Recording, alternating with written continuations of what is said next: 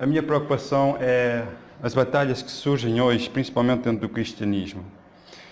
Mas a maior batalha, além dessa, é a batalha contra o eu. Diz o Espírito de Profecia que é a batalha mais difícil de enfrentar. É contra, não o próximo, mas contra nós mesmos, a nossa inclinação, a nossa natureza. A minha preocupação, irmãos, é o que está a acontecer com o cristianismo. Estão a haver muitas intrigas, muitas divisões e estão a surgir tantas doutrinas, tantas confusões que eu senti a necessidade de que os irmãos estivessem a par e também, antes de olharem essas lutas, devemos primeiro olhar a nós. Nós, para o versículo de introdução, lemos em Efésios, capítulo 6, e o versículo 11 e o 13. Aqui o apóstolo Paulo diz para nos revestir de quê? De toda a armadura de quem? De Deus. Vamos primeiro entender qual é a armadura de Deus. Parece que aqui há uma luta, há uma batalha, não é? Então Deus quer nos revestir dessa sua armadura. Para quê? Porque essa batalha entre o bem e o mal, entre a luz e as trevas, ela acontece todos os dias. E que possamos nós agora revestidos dessa mesma armadura para enfrentar todos estes perigos. Mas só que estes perigos é contra quem? Contra o nosso próximo? Contra as igrejas? Contra as heresias e todas as doutrinas falsas? Essa luta também é necessária. Mas só que o apóstolo Paulo, entre o versículo 11 e o 13, existe o versículo 12 que nós não lemos. Eu também fiz propósito. Que nos diz assim: porque não temos que lutar contra a carne e o sangue, mas sim contra os principados, contra as potestades, contra os príncipes das trevas desse século e contra as hostes espirituais da maldade nos lugares celestiais. Essa é a nossa luta. E nós, adiante, conseguimos ver que o apóstolo Paulo ele nos identifica essa armadura para vencer. Os irmãos podem acompanhar. Eu pus aqui um bonequinho com a armadura, né? E nesse bonequinho nós vamos ver certos instrumentos que a armadura tem e o que é que simboliza essa armadura para a nossa espiritualidade. Nós vamos ler o versículo 14. E eu pedi a um irmão que lesse só um versículo, e depois outro irmão lesse o outro versículo, vamos ler o 14, o 15, o 16 e por último o 17. Pedir a um irmão que leia só o versículo 14. Permanecei firmes, trazendo em volta da cintura a verdade e vestindo a couraça da justiça. Ora bem, obrigado irmã Carla. Aqui fala para cingirmos os nossos lombos, não é? Com o quê? A verdade e temos a couraça da justiça. Eu pus aqui uma setinha, não sei se os irmãos conseguem ver, e aqui o apóstolo diz que no nosso peito, na nossa armadura, deve estar o quê? A justiça e a verdade, que é o que nos diz aqui. Estai, pois, firmes, tendo cingindo os vossos lombos com a verdade e vestida a couraça da justiça. Então temos aqui a verdade, irmãos, a verdade é muito importante. E a justiça, não a nossa justiça, mas a justiça de Cristo. O versículo 15, quem nos quer ler para nós? O versículo 15. E calçando os pés com a preparação do Evangelho da Paz. Amém. Obrigado, irmã Amélia. Então, nos pés, temos o quê? O Evangelho da Paz, que é o que nos diz o versículo 15. Então, devemos ter o Evangelho, que é a mensagem anunciada, que traz a paz, a salvação a toda a humanidade. Então, devemos ter firmes nos pés no Evangelho. E, continuando, o versículo 16, o que é que nos diz? Quem outro irmão? Podem ler para nós? Tomamos sobretudo o escudo da fé, com o qual podereis apagar todos os dardos inflamados do maligno. Obrigado, irmã Luísa. Então vemos aqui no versículo 16 um escudo. Este boneco também tem escudo. Os irmãos conseguem ver, tem uma seta. E este escudo, o que é na armadura espiritual? É a fé. Então podemos ver a fé, que é a nossa escudo para nos proteger do quê? Dos dardos inflamados do maligno. Isto é, aquelas lanças que o inimigo lança sobre nós. É fé. Não é? O justo viverá pela fé.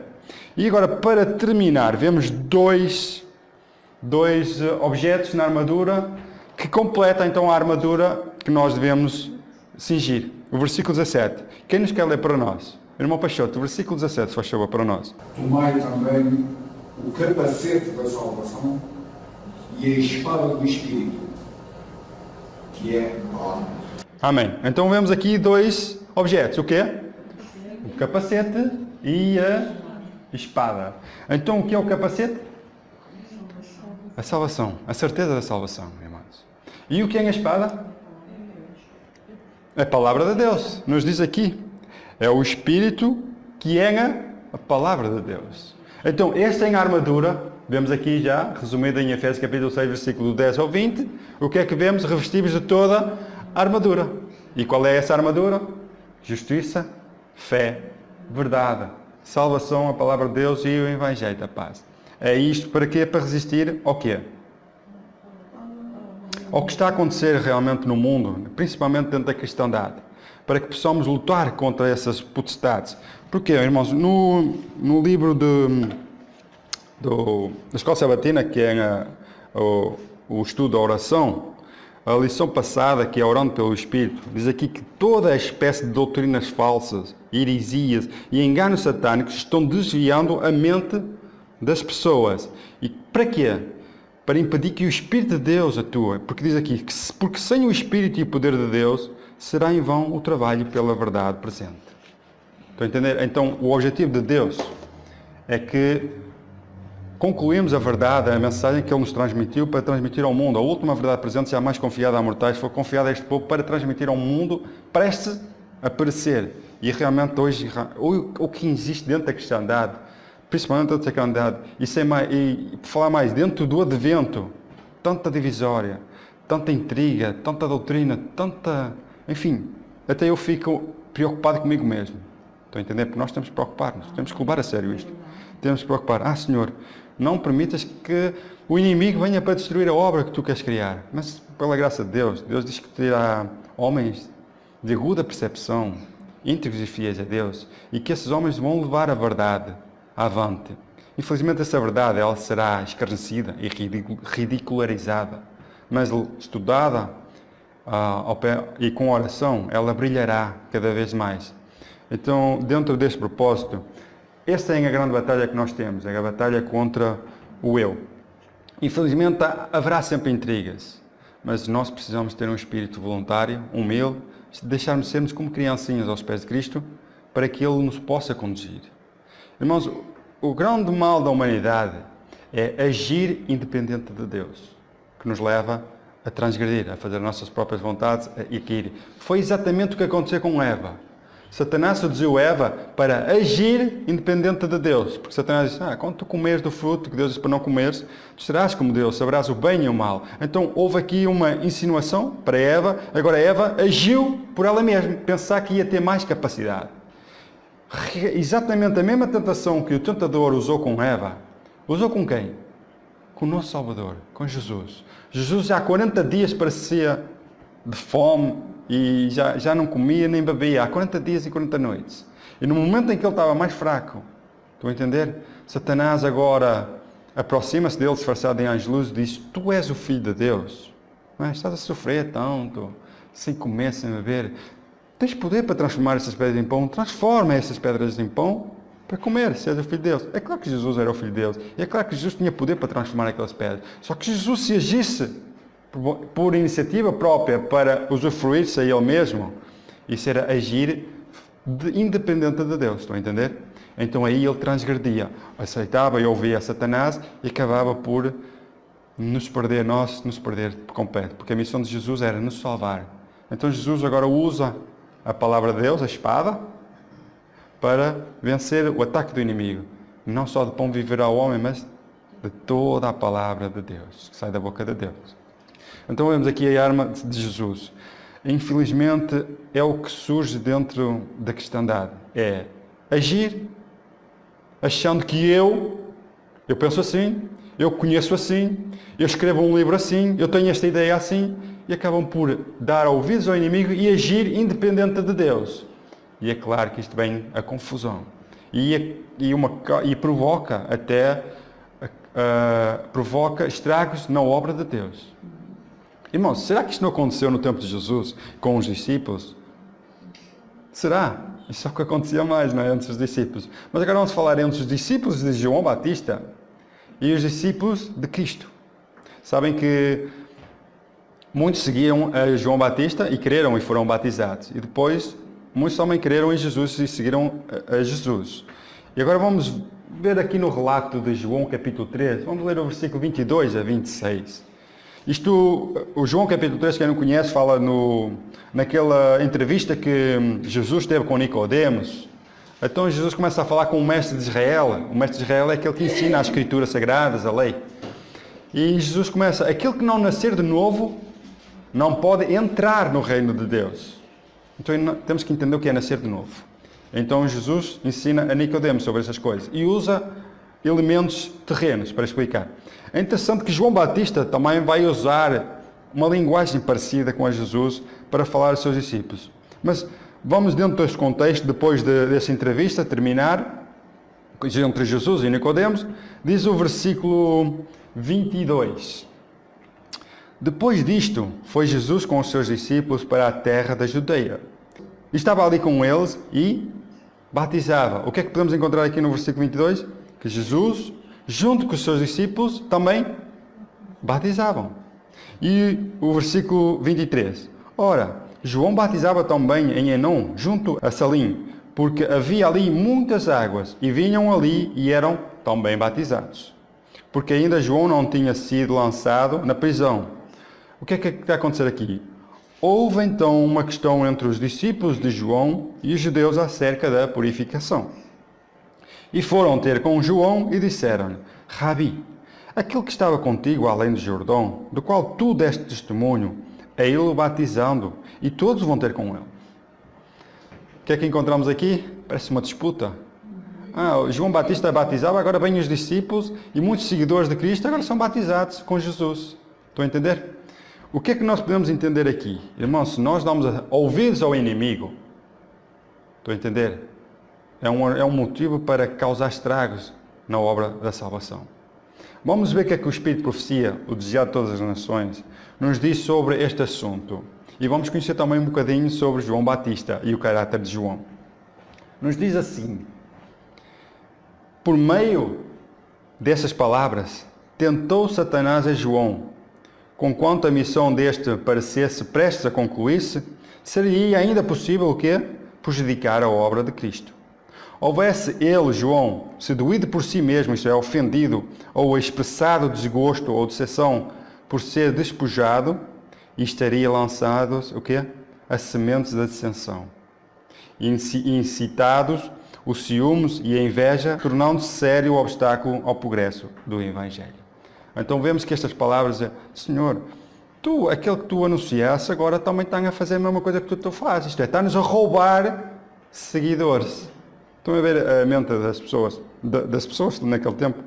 E dentro da igreja nós hoje, muitas vezes olhamos para o que um pastor diz, o que o outro diz, e comparamos um com o outro e criamos essas intrigas todas. Isto já acontecia. Agora vamos ver a pessoa que prega, que tipo de espírito essa pessoa tem, que natureza é que essa pessoa. Então vamos falar agora um bocadinho sobre a natureza de João Batista, para saber que Satanás não conseguiu fazer aquilo que ele queria. Então, a natureza de João Batista. Também no Desejado de Todas as Nações, capítulo 18, vamos falar um bocadinho sobre João.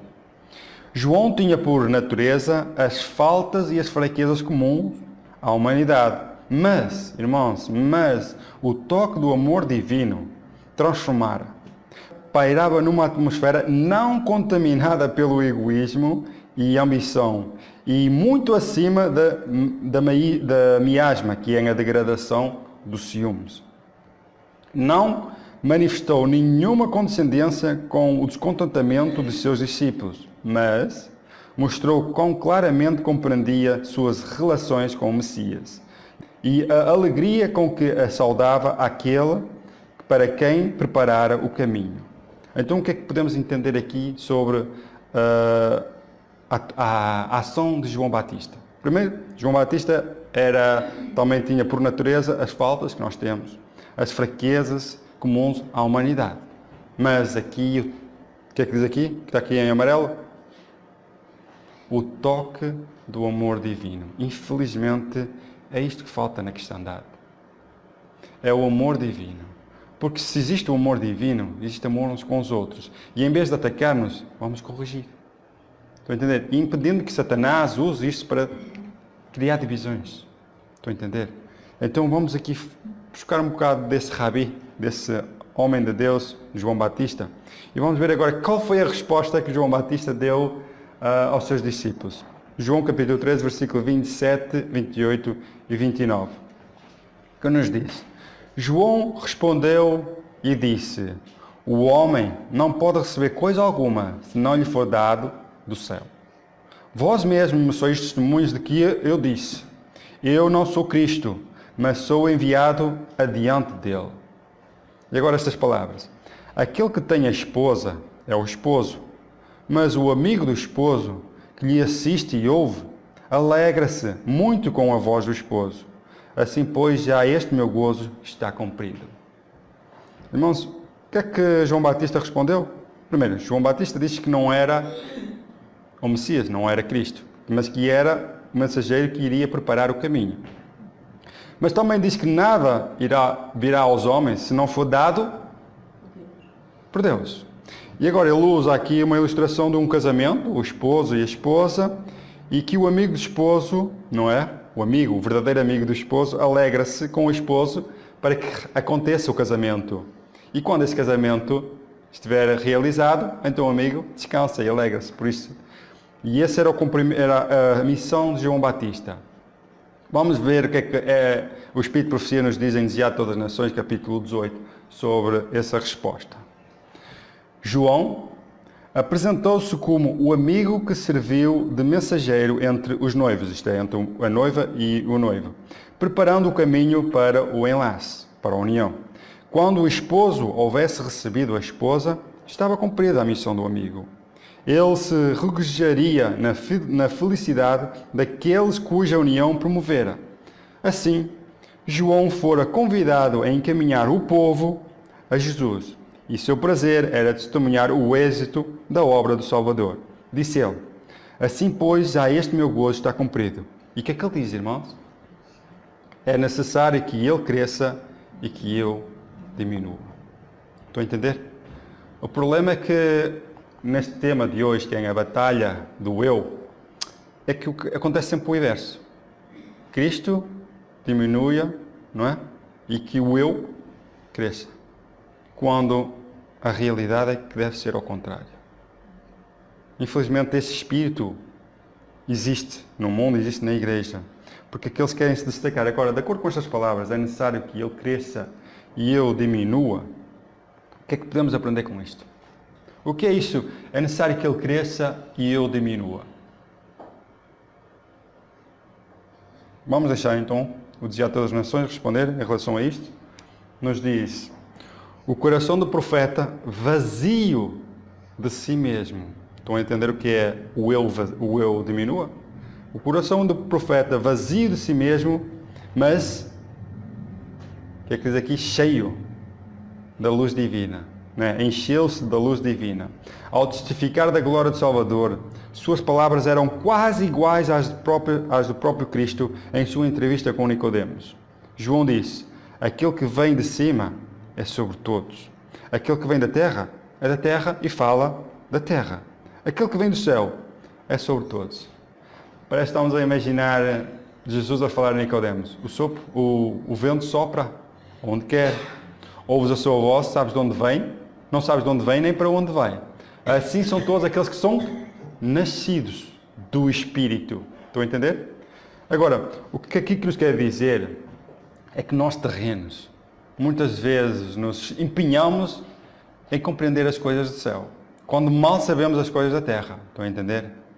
O próprio Cristo fala a quem, irmãos? Ele não falou a um ignorante. Ele falou a um mestre em Israel, um mestre que ensinava. Ele disse: então tu, sendo mestre em Israel, não entendes estas coisas que te falo? Quanto mais as coisas celestiais. O problema é que muitas coisas, homens terrenos, homens que amam as coisas deste mundo, homens que não estão vazios de si mesmos, mas sim cheios, querem compreender as coisas celestiais. E infelizmente causam estragos na causa de Deus. E não se esvaziam de si mesmo e deixam a luz divina. E possuem-se da luz divina para testemunhar e glorificar aquele que o enviou. Sabem porquê, irmãos? Eu chego a uma conclusão, não chego a uma conclusão. A palavra de Deus nos diz: nós não temos justiça nenhuma. Nós não temos sabedoria nem conhecimento algum. Tudo o que nós temos, tudo o que eu sou, é graças a Deus. Unicamente, irmãos. Se eu estou aqui hoje a falar da palavra de Deus e digo-me, sinto-me como um passarinho livre. Ao contrário, durante a semana que trabalho, faço os meus serviços, irmãos, comparando com o que eu estou aqui a fazer, sinto-me como um passarinho livre. Porque falo aquilo que me completa, aquilo que me agrada. É a salvação por todos nós. É o amor de Deus derramado de tal maneira que nos deu, mesmo nós não sendo merecedores. E agora vamos nós tentar explicar as coisas de Deus? Vamos nós dizer que isto é que é verdade e aquilo é que é mentira?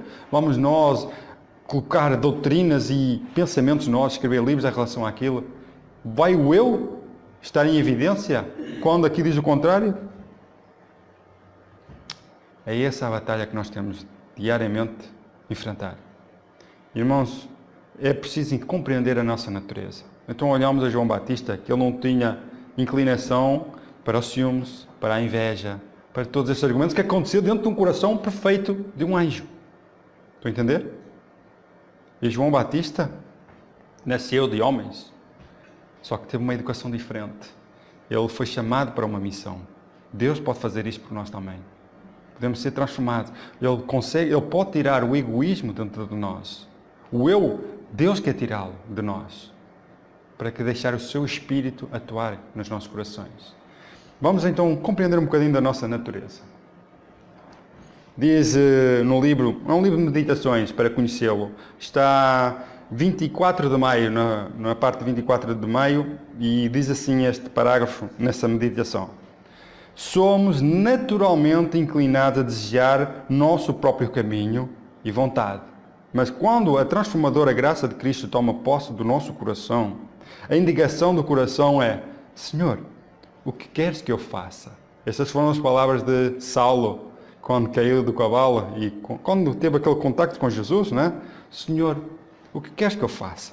É isso, quando a graça de Cristo entra no nosso coração, o que é que acontece?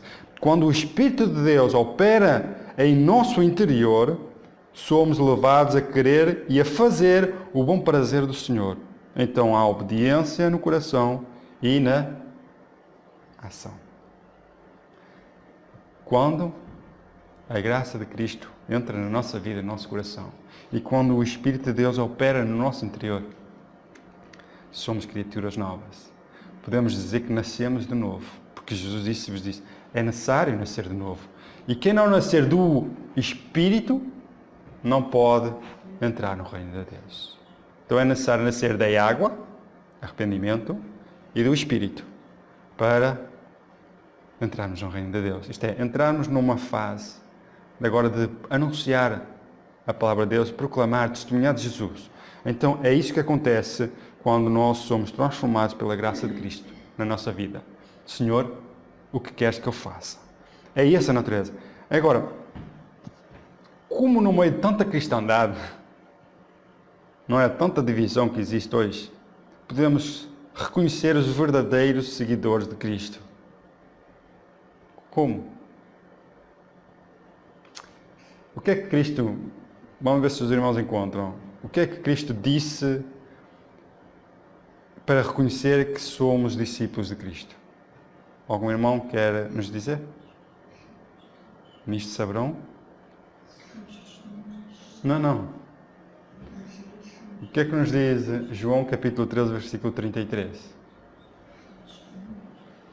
Nos diz, se os irmãos podem acompanhar, nisto todos conhecerão, irmão, todos conhecerão que sois meus discípulos, este é, meus seguidores, se vos amardes uns aos outros. Aqui estão a falar entre os discípulos, não é? Os dois discípulos.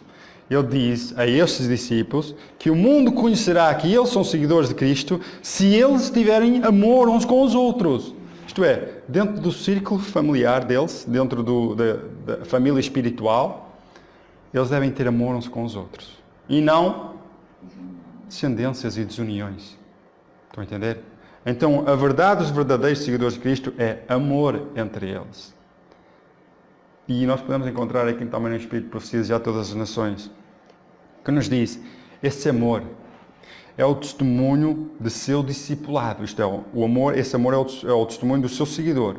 Nisto todos conhecerão que sois meus discípulos, disse Jesus, se vos amardes uns aos outros. quando os homens se ligam entre si, não pela força do interesse pessoal, mas pelo amor, mostram a operação de uma influência que é superior a toda a influência humana. Onde existe esta unidade, é evidente que a imagem de Deus está sendo restaurada na humanidade, que foi implantada então nova vida. Mostra que há na natureza divina poder para deter os sobrenaturais agentes do mal e mostra que a graça de Deus subjuga o egoísmo inerente do coração natural. É possível o egoísmo sair do nosso coração pela graça de Deus, porque nós não somos nada para isso. E se isto acontece, é graças a mim, é graças a nós, é graças a Deus, é graças a Cristo. Cristo disse, sem mim, nada. Ele disse nada. Nem o próprio egoísmo sair deste nosso coração que é natural, inclinado ao egoísmo, essas coisas. Então vemos aqui o quê?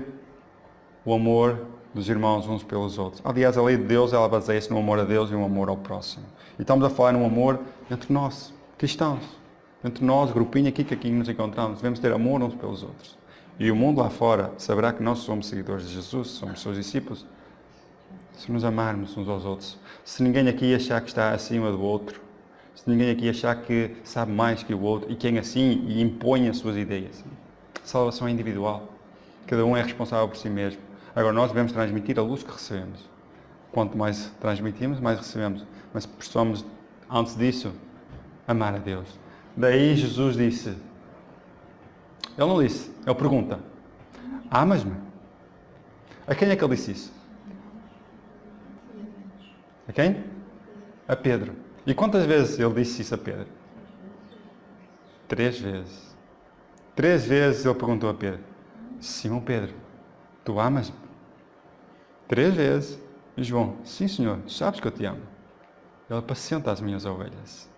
E logo de seguida, a última resposta de Pedro foi, Senhor, tu, já não disse eu, tu sabes tudo, tu sabes que eu te amo. Então Jesus apacenta as minhas ovelhas. Esse amor, irmãos, ela tem uma mensagem. Qual é a lógica e por que é que esta pergunta? Qual é o significado? Diz assim, a pergunta está dirigida a todas as nações. A pergunta dirigida a Pedro por Cristo era significativa. Ele mencionou apenas uma condição de discipulado e serviço, não é? De seguidor de Cristo e serviço. Qual é? Amas-me? Disse ele. É esta a qualificação essencial. Ainda que Pedro possuísse todas as outras, mas sem o amor de Cristo, não podia ser um fiel pastor do rebanho do Senhor. Conhecimento, liberalidade, eloquência, gratidão e zelo são todos auxiliares na boa obra, mas sem o amor de Jesus no coração, a obra do ministro cristão é um fracasso. Jesus faz a pergunta a cada um de nós. Tu amas? Como é que não podemos amar tal entrega por mim? Jesus pagou em meu lugar aquilo que eu deveria pagar. A morte. Para quê? Para que eu possa viver. E não é viver aqui temporariamente. É viver por toda a eternidade. É isso que Deus nos dá. Agora, qual é a nossa vocação? O que é que nós devemos fazer? Mostrar esse amor. Como é que se mostra esse amor? Por obediência, por uma vida transformadora. Por deixar agora Cristo controlar o eu. Estão a entender? Para que nós possamos viver não independente de Deus, mas dependente de Deus. Porque Satanás quer que nós usemos a nossa vida independente de Deus. Irmãos, quando nós agimos independentes de Deus, só há miséria, sofrimento e morte. Mas quando vivemos dependentes de Deus, há paz, alegria, mansidão, temperança, bondade. Irmãos, há uma vida transformada. A pessoa nasce de novo. E nós podemos depois comparar isso mais tarde nos frutos do Espírito e nos frutos da carne, para podermos compreender também. Continuando. Desejar Todas as Nações, capítulo 18. Também gosto muito do livro Desejar Todas as Nações. Este estudo também está baseado no capítulo 18. Se os irmãos tiverem o livro, possam ler também e acompanhar também para ver o contexto de tudo isto. Diz assim: os que são fiéis à vocação de mensageiros de Deus não buscarão honra para si mesmo. O amor do próprio eu será absorvido pelo amor a Cristo. Nenhuma rivalidade manchará a preciosa causa do Evangelho. Reconhecerão que a sua obra é proclamar como João Batista: eis o Cordeiro de Deus que tira o pecado do mundo. Exaltarão a Jesus e com ele será a humanidade então exaltada. Então qual é o nosso foco? É assim que temos que agir, é assim que temos que comportar, é assim que temos que viver. Não, é olhar para Cristo que nós vivemos. Não é com regras, com requisitos que nós vamos ser salvos. Não é por obras que nós vamos ser salvos. Se nós somos salvos, irmãos, não é por nada em mim. Estão a entender? Porque as vestes que estão preparadas para nós não têm um ponto humano. É tudo divino. Então se somos ou sou alguma coisa, é graças a Deus. Para a sua misericórdia e a sua graça. E por Ele me dar o quê? A todos nós o seu Espírito. Para que possamos ser transformados e nascer de novo. Porque se não nascermos de novo, não podemos entrar no reino de Deus. Continuando ainda, nos diz: só podemos receber da luz do céu à medida que formos voluntários em nos esvaziar do próprio eu. Não podemos discernir o caráter de Deus ou aceitar a Cristo pela fé, a menos que consintamos em levar cativo todo o pensamento à obediência de Cristo. A todos quanto assim fazem, é o Espírito Santo dado sem medida. Porque em Cristo habita corporalmente toda a plenitude da divindade e estáis perfeitos nele. Irmãos, como será uma pessoa que nasce do Espírito? Isto é, uma pessoa que recebe, um pecador, como é que será um pecador que recebe sem medida o Espírito Santo? Os irmãos querem saber? É necessário que nasçam de novo. E quem não nascer do Espírito não pode entrar no reino de Deus. Então vamos ver em Gálatas capítulo 5 e vamos ler o versículo 22. Quem nos quer ler para nós? Então vamos comparar o que é uma pessoa quando recebe sem medida o Espírito Santo. Mas o fruto do Espírito é amor, alegria, paz, longanimidade, benignidade, bondade, fidelidade. Obrigado, irmão Fernando. A minha tradução diz: mas o fruto do Espírito é amor, gozo, paz, longanimidade, benignidade, bondade, fé, mansidão e temperança. Quando um pecador nasce do Espírito, ele torna-se isto. Sabem porquê? Porque a nossa natureza, ela está escrita no versículo 19, 20 e 21. Temos 3 versículos para dizer a nossa natureza. E temos um versículo só para dizer qual é a natureza de Deus quando é derramado sobre nós o Espírito. E os irmãos sabem qual é a nossa natureza? Diz aqui: porque as obras da carne, as nossas obras, são manifestas, quais são? Adultério, fornicação, impureza, lasciva, idolatria, feitiçaria, inimizade, porfias, imolações, iras, pelejas, dissensões, heresias, inveja, homicídios, bebedice, glutonarias e coisas semelhantes a estas, tais acerca das quais vos declaro, como já antes vos disse, que quem que comete tais coisas não herdarão o reino de Deus. Está no versículo anterior, Gálatas capítulo 5, versículo 19, 20 e 21, que é os frutos do Espírito. Essa é a nossa inclinação.